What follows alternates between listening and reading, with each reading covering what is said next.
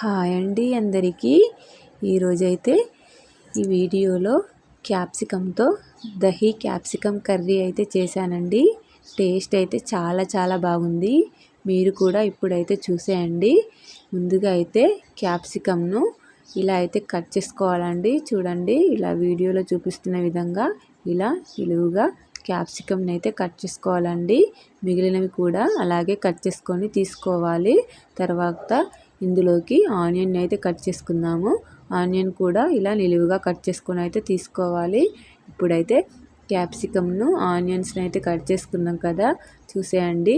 ఇలా కట్ చేసుకొని అయితే పక్కకు పెట్టేసుకోవాలి. ఇప్పుడు ఇందులోకి మసాలా అయితే ప్రిపేర్ చేసుకోవాలి. దానికోసము ఒక చిన్న కప్పు పల్లీలను అయితే వేయించుకోవాలండి. క్యాప్సికంలోకి ఇలా దూరగా వేయించుకొని వాటిని అయితే మిక్సీ పట్టేసుకోవాలి. ఒక చిన్న మిక్సీ జార్లోకి తీసుకొని పల్లీలు చల్లారబడినాక వాటిని అయితే మెత్తగా అయితే మిక్సీ పట్టేసుకుందాము. చూడండి, మిక్సీ పట్టాను కదా. ఇప్పుడైతే దీనిని పక్కకు పెట్టేసుకుందాము. ఇప్పుడు ఇంకొక బౌల్లోకి మనము ముందుగా కట్ చేసుకున్న క్యాప్సికం ముక్కలను అయితే తీసేసుకోవాలండి. క్యాప్సికం ముక్కలు తీసేసుకున్న తర్వాత మళ్ళీ ఇందులోకి సన్నగా కట్ చేసుకున్న ఆనియన్ ముక్కల్ని కూడా తీసేసుకోవాలి. ఇవి కూడా తీసుకున్న తర్వాత మనం ముందుగా గ్రైండ్ చేసి పెట్టుకున్న పల్లీల పొడిని అయితే ఇందులో వేసేసి అయితే కలిపేసుకుందాము. పల్లీల పొడి కూడా కలుపుకున్న తర్వాత ఇప్పుడు ఇందులోకి అయితే కొంచెం కొత్తిమీరని అయితే యాడ్ చేసుకోవాలండి. ఇలా సన్నగా కట్ చేసుకొని కొత్తిమీరని అయితే యాడ్ చేసుకోవాలి. తర్వాత ఇందులోకి కొంచెం కారం యాడ్ చేసుకోవాలి. కారం కూడా యాడ్ చేసుకున్న తర్వాత ఇప్పుడు కొంచెం అయితే సాల్ట్ అయితే యాడ్ చేసుకుందాము, రుచికి సరిపడినంత. తర్వాత కొంచెం ధనియా పౌడర్ యాడ్ చేసుకుందాము. తర్వాత కొంచెం కసూరి మేతి అండి, ఇలా క్రష్ చేసుకొని అయితే వేసేసుకోవాలి. తర్వాత కొంచెం పసుపు అయితే వేసుకొని వీటి అన్నింటిని అయితే మంచిగా కలిపేసుకోవాలండి. ఈ క్యాప్సికము ఇంకా ఆనియన్ ముక్కలకు ఈ మసాలా పొడి అంతా పట్టే విధంగా ఇలా మంచిగా అయితే కలిపేసుకోవాలి. చూసేయండి, మొత్తం అయితే మసాలా అంతా ముక్కలకైతే మంచిగా కలిపేసుకోవాలండి. మంచిగా పట్టేలా ఇలా కలుపుకొని ఇప్పుడు దీన్ని అయితే పక్కకైతే పెట్టేసుకోవాలండి.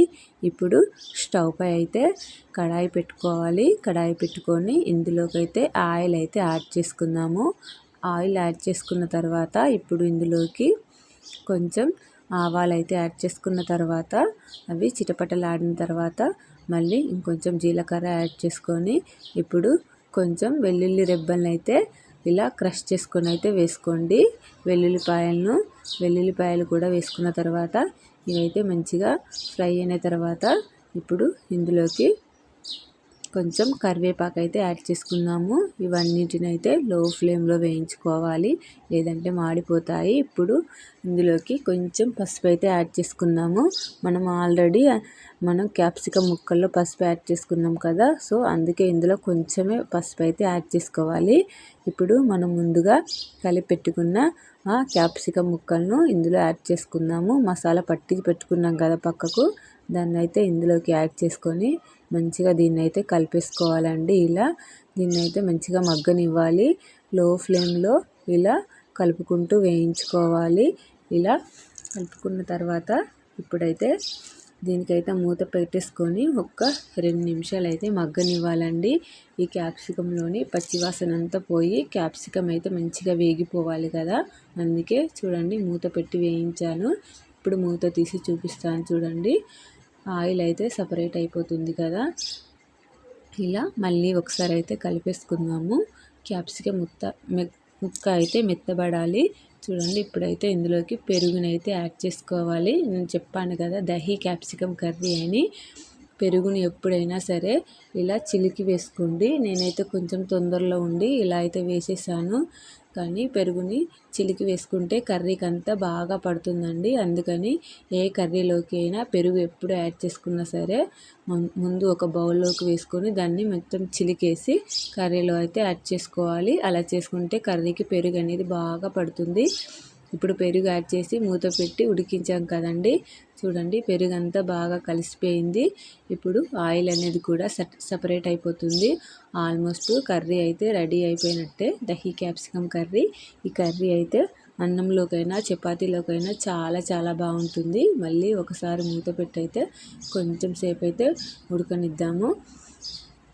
అంతే అండి. ఇప్పుడైతే స్టవ్ ఆఫ్ చేసుకుంటే ఎంతో రుచికరమైన దహీ క్యాప్సికమ్ కర్రీ అయితే రెడీ అయిపోయింది. చూడండి, చూస్తుంటేనే నోరు ఊరిపోతుంది కదా. చాలా బాగుంటుందండి, అస్సలు కారం ఉండదు. చిన్న పిల్లలు కూడా చాలా బాగా తింటారు. నచ్చితే తప్పకుండా ట్రై చేయండి ఒక్కసారి అయితే. అలాగే వీడియో నచ్చితే లైక్ చేసి సబ్స్క్రైబ్ చేసుకోండి ప్లీజ్ అండి. Thank you for watching.